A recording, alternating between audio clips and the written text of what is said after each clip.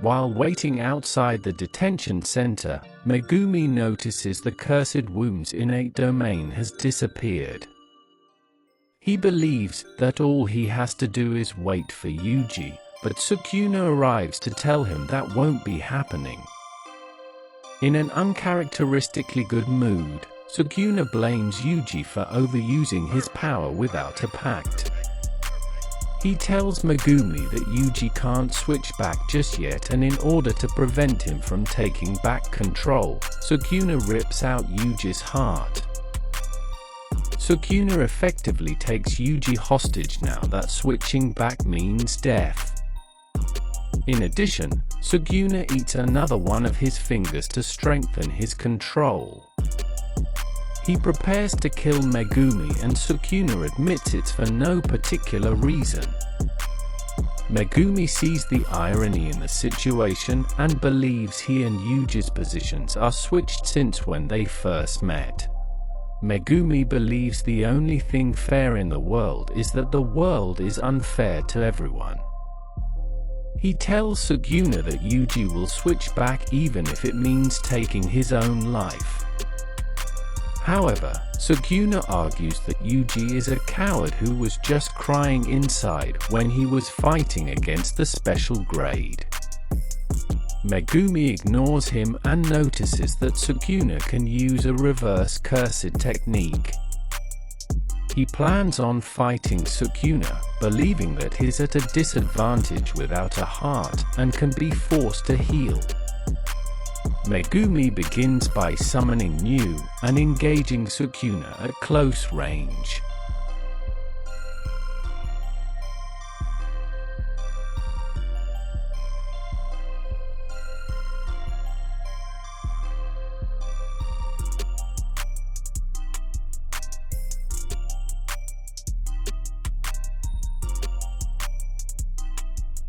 Sukuna simply toys with him until Megumi unleashes Orokai and lifts him into the air where New can strike repeatedly. However, Sukuna destroys Great Serpent and uses the open space to throw Megumi around using power and agility.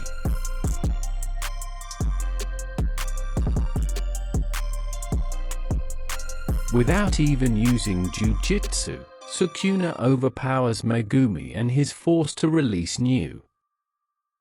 Sukuna notices how Megumi's technique works and appears impressed by it. So much so, he asks why Megumi would run and waste his talent instead of standing his ground against the cursed womb.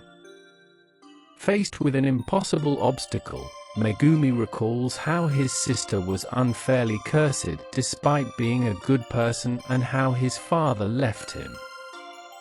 Megumi doesn't believe karma is automatic and therefore almost nobody gets to enjoy true fairness. That is why Megumi will save people unequally, based only on his own conviction. Megumi saved Yuji simply because he didn't want to see a good person die. Despite his reservations, Megumi had Yuji spared. He believes that this is okay because he's a sorcerer and not a hero. Yuji takes back control of his body as he listens to Megumi admit he never regretted saving him. Out of time, Yuji succumbs to his wounds and tells his friends to live a long life. In Tokyo, mysterious figures walk amongst the regular crowd of people. They discuss why the sorcerer among them used a Sukuna finger in order to test Sukuna's strength. Eventually, they stroll into a cafe where everyone can only see the man despite the cursed company he's keeping.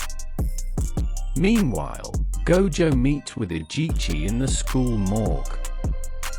Gojo believes Yuji was set up by the higher-ups, who purposely sent Sukuna's vessel on a dangerous mission in his absence.